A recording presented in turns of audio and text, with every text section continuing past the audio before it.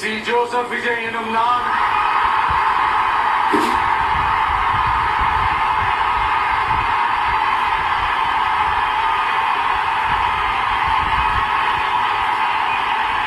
சட்டப்படி அமைக்கப்பெற்ற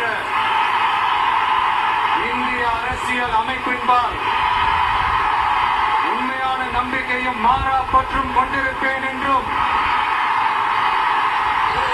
இந்திய நாட்டின் ஒப்பில்லாத முழு முதல் ஆட்சியையும் ஒருமையையும் நிலை நிறுத்துவேன் என்றும் தமிழ்நாட்டு அரசின் முதலமைச்சராக உண்மையாகவும் உளச்சான்றின்படியும் என் கடமைகளை நிறைவேற்றுவேன் என்றும்